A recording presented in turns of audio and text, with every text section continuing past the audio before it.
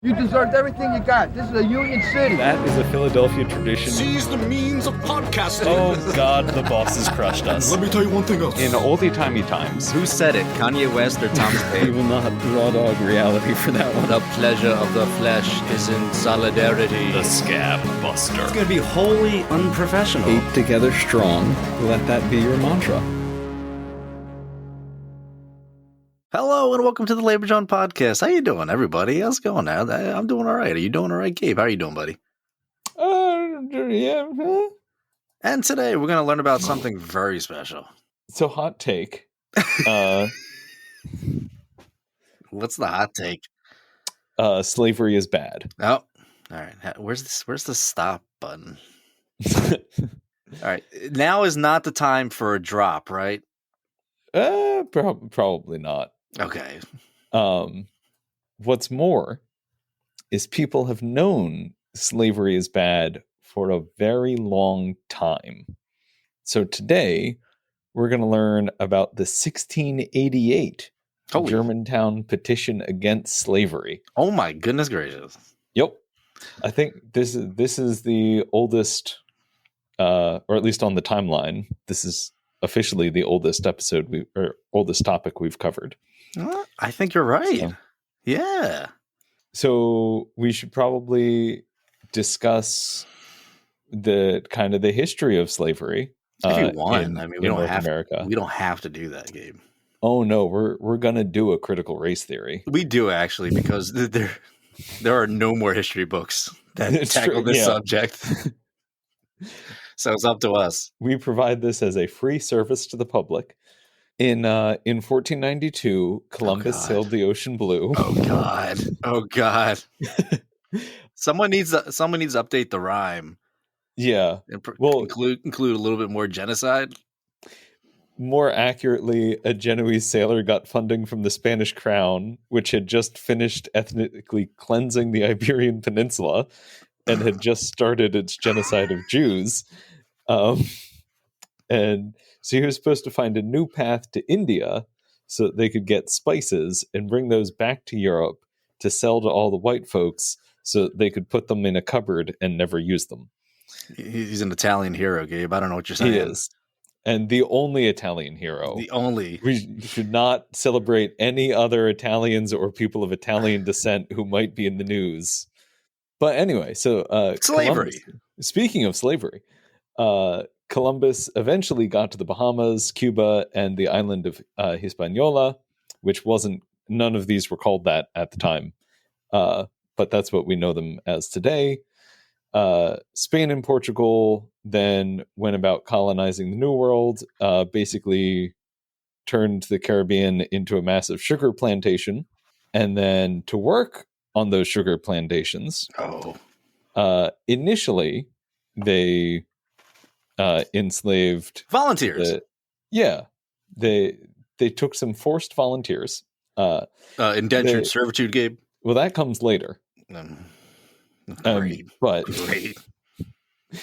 So in addition to kidnapping the native population to be sold into sex slavery in Europe, which also happened a lot, they tried to enslave them to work on the sugar plantations, and then eventually set up slaving posts in West Africa and started basically kidnapping people from West Africa and bringing them over to the Caribbean to work under threat of death. Job creators.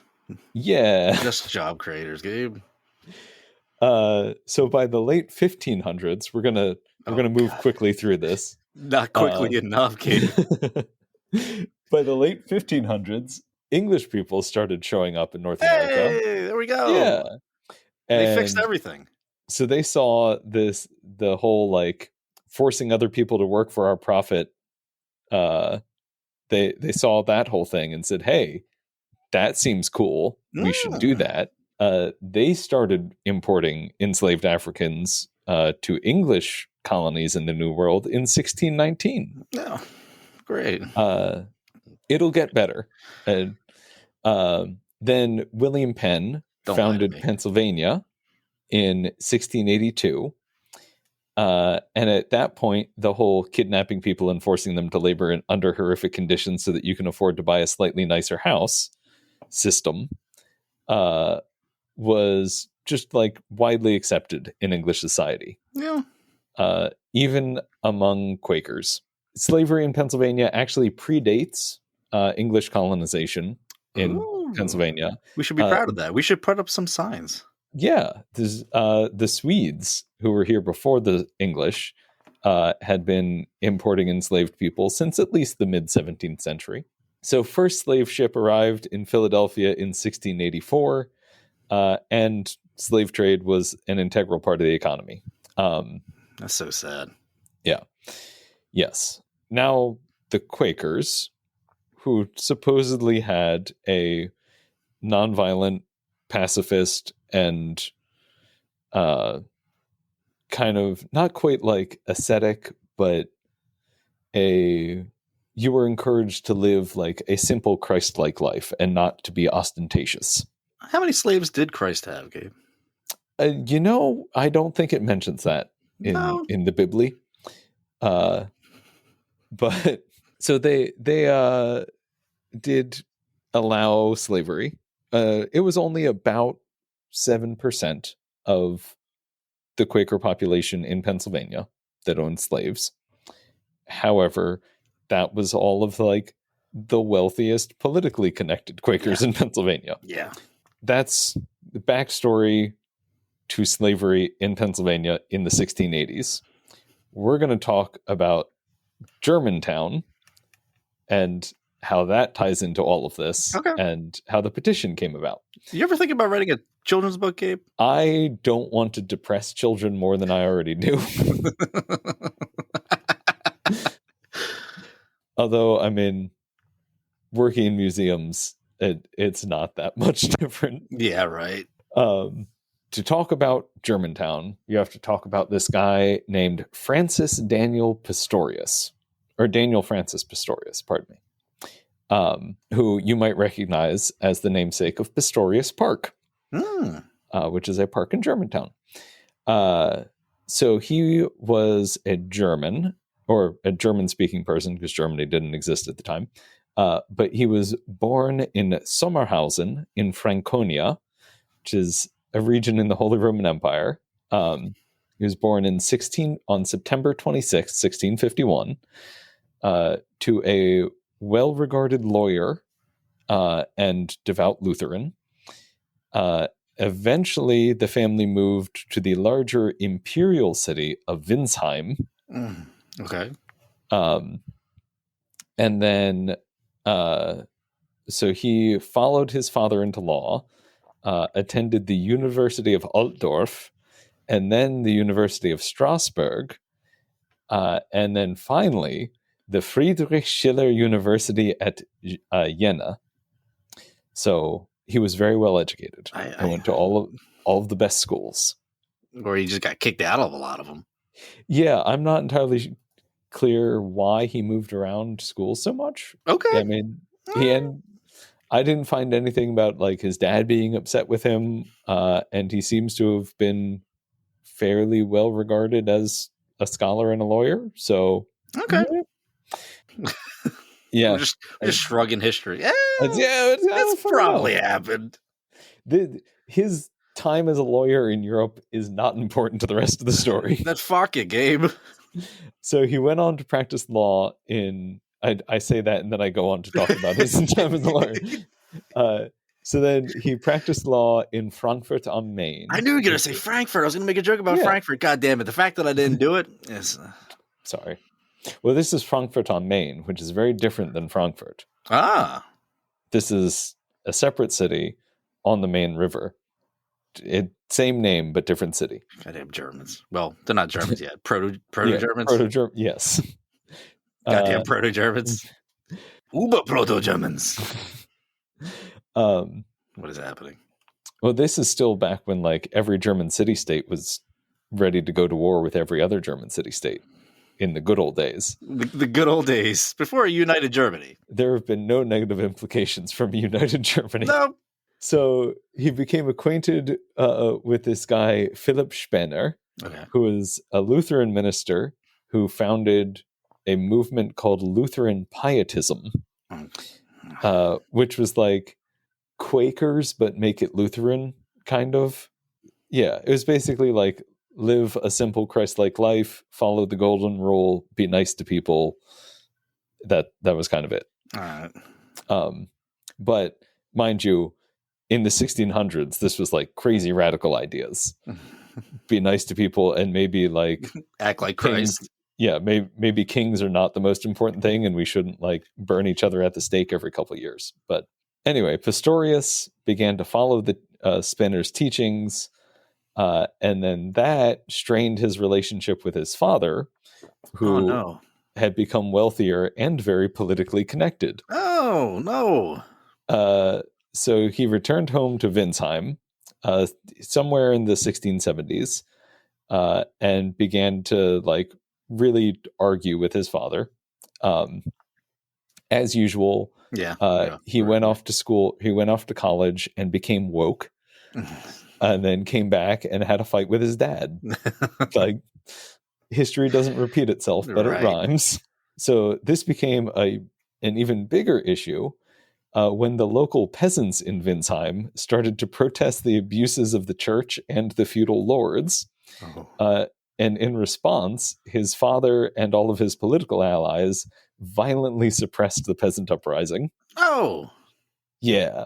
So that led Francis Daniel Pastorius to leave Winsheim in 1679, and he went back to follow Spener, officially becoming a pietist and like really devoting himself to leading a Christ-like life. Now, around the same time, British members of the Society of Friends, or the Quakers, had been doing missionary work in Germany. So they were going around the Rhineland and talking to German Mennonites, who is another Protestant sect. Jesus Christ. That also encouraged like simple living and treating everyone in a Christ-like way. You notice some themes here. It basically like every one of these movements all came to the same decision or same conclusion of like, we should just be nice to each other. Yeah. But let's put a name to it. Yeah, everyone came to it with different names and different approaches. George Fox and William Penn traveled to the Rhineland. George Fox was like one of the founding thinkers of Quakerism. And William Penn traveled to Germany, or to the Rhineland, started talking to Mennonites, and then a fair number of the Mennonites, not really a lot of them, but a large number of Mennonites converted to the Society of Friends, or Quakerism. And one of them was Abraham Opdengraff, who was actually Penn's cousin. And he lived in the city of Krefeld, where they were persecuted for being Mennonites. And then they converted to Quakerism, and then got even more persecuted for being Quakers. Yeah. Because basically the people in charge don't like when you have a religious institution being like, hey, maybe be nice to people. Yeah. So Penn then invited them to join in his holy experiment. Oh no. Which was to build a society based on religious toleration and Quaker values somewhere in the New World. This was before he had been granted Pennsylvania. Whether or not there are people there. Yeah. So 13 families from Krefeld all came together to form the German Company in order to join Penn's holy experiment. Okay. So they were known as the German Company, the Krefelders, the Frankfurt Company, or the original 13. Okay. Depending on who's talking about them. There were some texts like flipped between multiple names for them, which was really goddamn confusing. Also, most of the scholarship on this actually comes from Governor Pennypacker, who in 1908, who wrote a biography of Francis Daniel Pastorius. Okay. And it was surprisingly useful to read that. So they planned to purchase a tract of land as a single unit for all of them to live on as a German-speaking community. Which was at this point unique. That they would be the first group to buy like a huge chunk of land from Penn, because everyone else, you would buy a plot of land basically in Old City, and then you got that like city block, and then farmland in the Northern Liberties. Okay. And that was like your allotment. Because this, again, we've talked about it before, but Penn's whole idea was like, everyone gets like this nice estate. There will be no dark alleyways. And if there's no dark alleyways, crime can't happen. Yeah. Because that's how things work. God, imagine William Penn being your landlord, though. Well, he was pretty absentee because he came. He showed up and then was like, I'm going to go back to England. Bye-bye. Yeah, sounds like a landlord. Yeah, honestly. Center of Philly, or like Philadelphia proper, was like this big multicultural hub where you had there were some Germans already there. Then you had a lot of Welsh, Irish, English, and Dutch, all kind of living together. But Germantown became this distinctly German enclave that was separate from everything else. And the other thing that made the German settlers very, very different is there was no slavery in the Holy Roman Empire. Not by like, it wasn't outlawed or anything. It just wasn't a practice. Okay. So they just never had a concept of it. And a lot of them were also not super wealthy. There were a lot of like weavers, some merchants, and as opposed to like a lot of the wealthier landowners who made up the early English families in Pennsylvania. But the other side of it is they didn't have, because even like the English merchants coming over had a connection to slavery in the Caribbean, because that's who you were trading with. All of these Holy Roman Empire merchants, basically, like, you were just trading linen with the next town over. And that was most of it. The Germans found out about slavery. Oh no, the Germans found out about slavery. Which Indiana Jones movie is this? The Quaker and Mennonite Germans found out about slavery and were horrified by it. There we go. So they came to their first exposure to it was in Rotterdam, which is where that's where their ship left for Pennsylvania. So they first like heard about it and saw it in Rotterdam and were disgusted by it. But then were like, this couldn't possibly exist in the New World or in Penn's holy experiment. Like, no naive. Good Quaker would allow this. Yeah. So they sent Pastorius over first to be their land agent to basically select the plot of land that they would purchase. Because they agreed to buy 15,000 acres sight unseen. Okay. And then sent Pastorius up there to survey everything, figure out exactly where they were going to be living, and then start getting houses built. Yeah. Pastorius came on the ship America. Arriving, how convenient. Yeah, fitting name. You'll never forget where you're going. So he arrived on August 20th, 1683, which was 6 weeks before the rest of the German company. And when he first got here, he wrote down his first impressions of the New World. He came over expecting it to be a bunch of like very devout, very Christly Quakers, all like living good, kind Quaker lives and greeting each other as like, hello, friend. Let me trade this butter for a shawl, friend. And he was not impressed when he arrived. So I have a quote from one of his letters that he wrote back to the German company. Shit sucks. Scrap it. Basically. Love Pastorius. As to the inhabitants of the latter sort, I have already mentioned above that the incoming ships are not altogether to be compared with Noah's Ark. The Lutheran preacher, who ought as a statua mercurialis,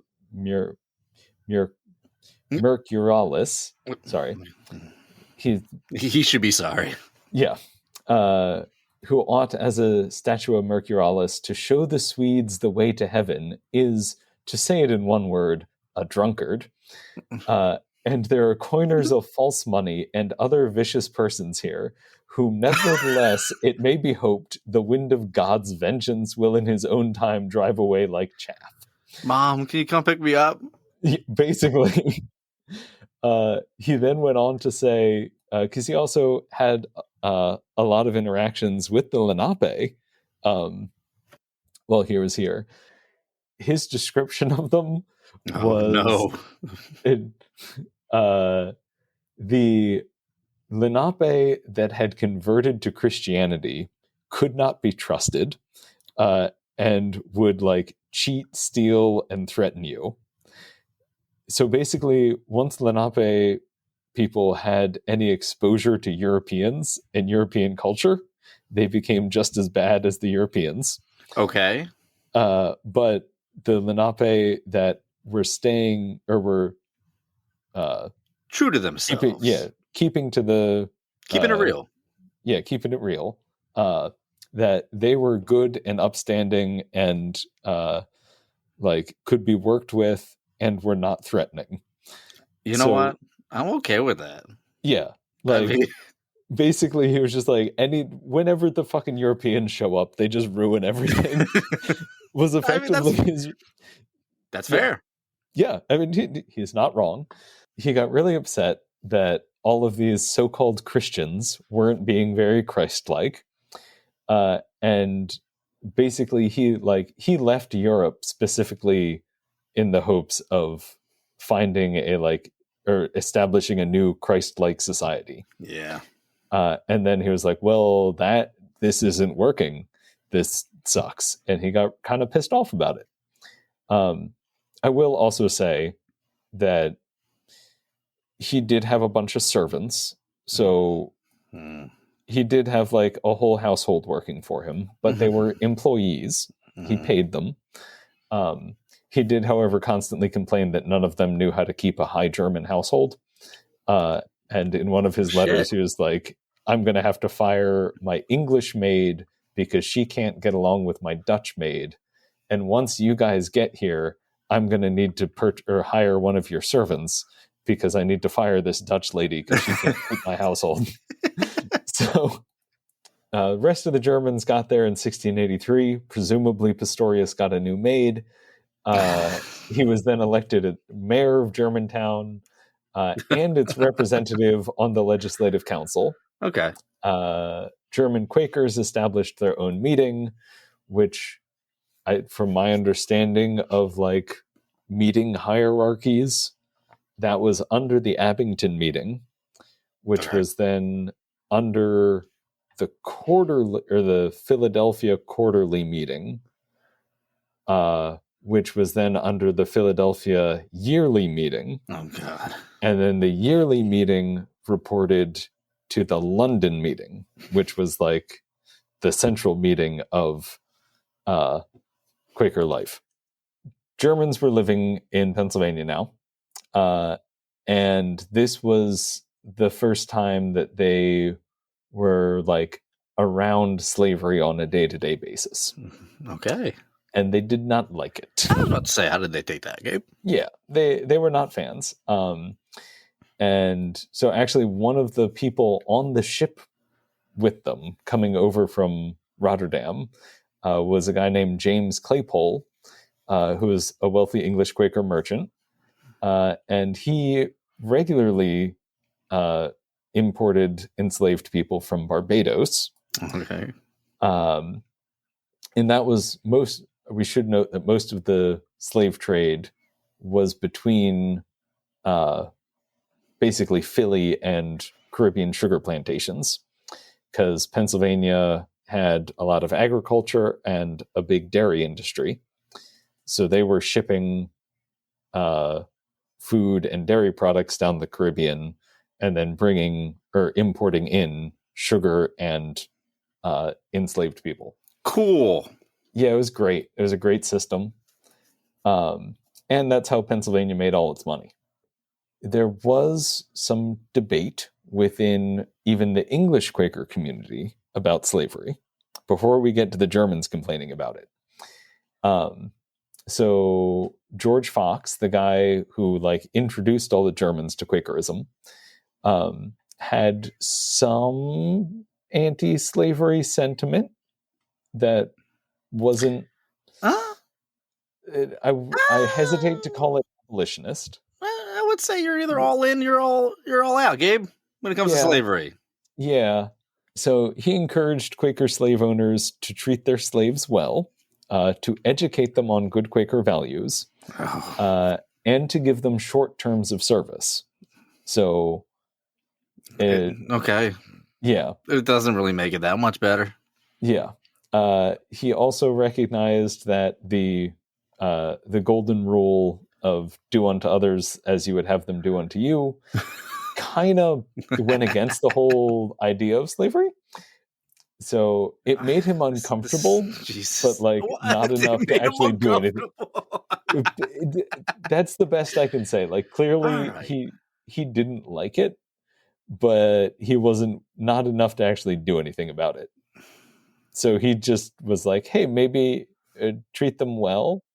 So there was also, that was half of his concern. The other half of his concern was that slave owning promoted laziness among Quakers. Because if you could force someone else to do all of the menial labor around your house, you wouldn't learn to be a good, hardworking, pious Quaker. Oh, Jesus Christ. And there was also the whole fear of being perceived as ostentatious or gaudy. And so you had to even if you were a very wealthy Quaker, you still had to dress very plainly and look like you were leading a plain, simple life. Yeah. Despite making a shit ton of money in human trafficking and sugar sales. The other concern that they had was that those 20 people that they own might not like being enslaved and might rise up and kill them. What? No. Yeah. German families in Germantown were just separated enough from English society in Pennsylvania that they were able to look at English Quaker society from the outside and have a very critical eye of it. Sure. And they, at least from what I can tell, for the most part at this point, they never adopted slavery as a practice. Nice. And maintained very critical of it. But that also meant that they never got accepted into English Quaker society. So what a shame. All of this came to a head on February 18th, 1688, when Gerrit Hendricks, Derek Opdegraaf, who is the, I think, cousin of Abraham Opdengraaf, who also... Are they just members of Kraftwerk? 1688 Kraftwerk, made up of Gerrit Hendricks, Derek Opdegraaf, Francis Daniel Pastorius, and Abraham Opdengraaf, drafted a petition condemning the slavery among Quakers. Okay. This was pretty much the first petition or the first argument against slavery on purely moral grounds. Oh, all right. So it took him some time, but yeah, it starts with questioning Quaker slave or comparing Quaker slave owners with Barbary pirates in North Africa, because they had just North African pirates had just taken a group of Quaker merchants captive and sold them into slavery in Turkey. So the whole petition starts with like, you guys, you see what's going on here. Like, you're all upset about you guys being sold into slavery, but you're doing it. I mean, what an Uno reverse card. Yeah. Damn. So then it goes on to argue that black and white folks should be socially and politically equals. So to quote from the petition, okay. Now, though they are black, we cannot conceive there is more liberty to have them as slaves as it is to have other white ones. There is a saying that we shall do to all men like as we will be done ourselves, making no difference of what generation, descent, or color they are. And those who steal or rob men, and those who buy or purchase them, are they not alike? Here is liberty of conscience, which is right and reasonable. Here ought to be likewise liberty of the body, except of evildoers, which is another case. But to bring men hither, or to rob them, or to rob and sell them against their will, we stand against. In Europe, there are many oppressed for conscience, or for conscience sake, and here there are those oppressed which are of a black color. I dig it. Yeah. I mean, that's pretty cool. It was really, from my understanding, the first argument that made this kind of a case. So they went on to compare slave trade to adultery. Their argument was that both destroy families, and they also they also shared in the argument that, like, hey, these people are probably going to rise up against you at some point. But they went on to say, so if I can quote from them again, just because. Oh, please do, Gabe. Please do. If once these slaves, which they say are so wicked and stubborn men, should join themselves, fight for their freedom, and handle their masters and mastresses as they did handle them before, will these masters and mastresses take the sword at hand and war against these poor slaves, like we are able to believe some will not refuse to do? Or have these black folks not as much right to fight for their freedom as you have to keep them slaves? I should say, I said black folks in lieu of a term that it sounds way too much like the N-word to use it today. Okay. From the research or from the scholarship that I've seen, it's just the German pronunciation of Negro and wasn't used in a negative connotation at all at the time. That's right, Gabe. But we want to stay on the air. Yeah. All right. But that was, or one of their other arguments in here was like, you guys are all supposed to be pacifists. If the slaves revolt against you, are you going to give that up? Or are you just going to let them revolt against you? And also, they kind of have a right to do that. Yeah, don't put yourself in that situation. Yeah, like, you're really putting yourself in a bad situation here. They delivered this whole petition to the monthly meeting at Dublin, which is now Abington, and presumably read it aloud to everyone at the meeting in late February 1688. We don't have any record of like what the response was like, but presumably there were some very constrained, quiet, Quaker-like shocks. The Philadelphia fans went wild. Yes, I'm sure that was exactly the response. I've been sitting on that one for about a month and a half. The monthly meeting at Dublin recognized that their arguments were just and moral, but decided that they didn't have the authority to weigh in on them. So they sent them up the chain to the quarterly meeting, because they recognized that if they made a ruling on it, that would potentially impact all Quakers everywhere. Sure. If they basically made a ruling saying anyone engaging in the slave trade will be kicked out of the meeting, that would set precedent that would then impact all Quakers, and they didn't feel they had the authority to do that. So the quarterly meeting, they sent it up to the quarterly meeting. Quarterly meeting met on April 4th, 1688, reviewed the petition.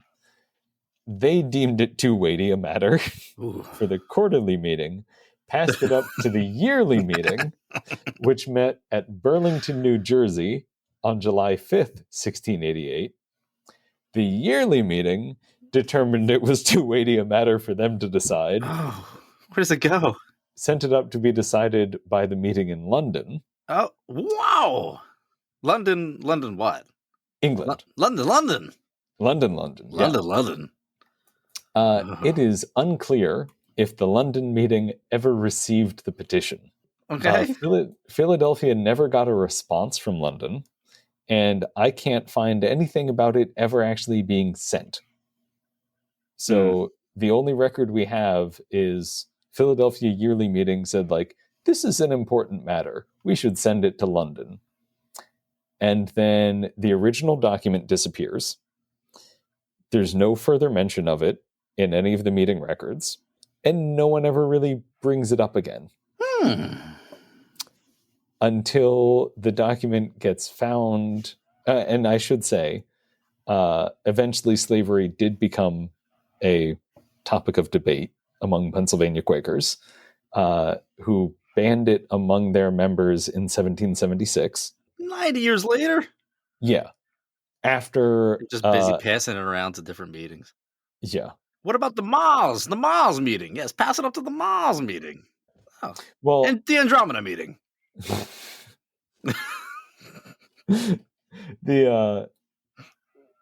Waiting that long did allow one of my favorite characters from Pennsylvania history to exist, which is Benjamin Lay. Oh.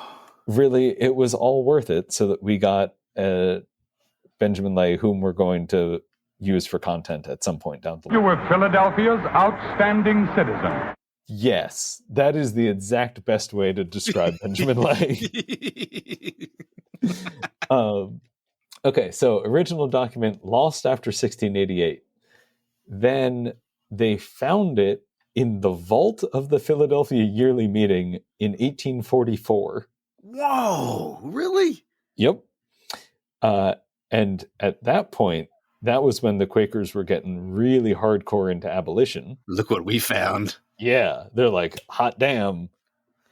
Clearly, some of us have been on this path since the beginning.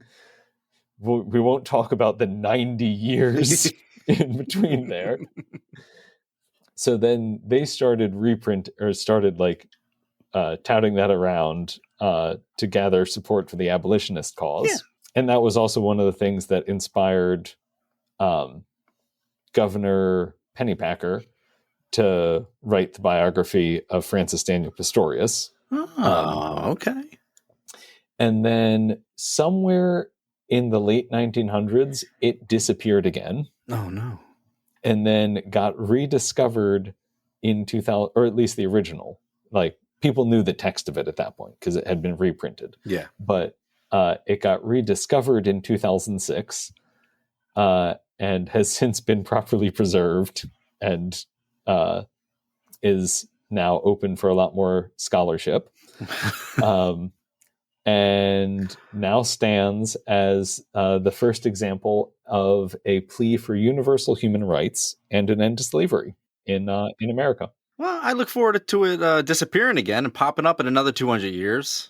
At that point, we will have to send it up to the Mars meeting because Elon needs to hear about this. Yeah, Supreme Leader Musk watched Total Recall and decided that was a good outline of how to colonize Mars. But yeah, so that's the 1688 petition, Germantown petition against slavery. And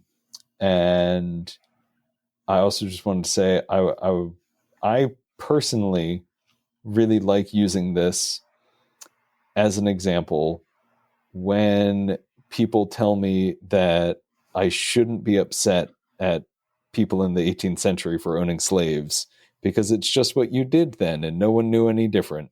Well, clearly fucking 13 German families saw that and were like, maybe not. Wait, so are we pro or anti-slavery? I'm so fucking confused right now, Gabe. Against slavery. Okay. I think we can draw a hard line. Okay, we'll do that then. Thank you. Slavery is bad. Slavery is bad. Forced labor in a re-education camp for CEOs does not count because as Pastorius said, here is liberty of conscience, which is right and reasonable. Here ought to be likewise liberty of the body, except of evildoers. So even within the confines of the petition against slavery, we can still force CEOs onto communal farms.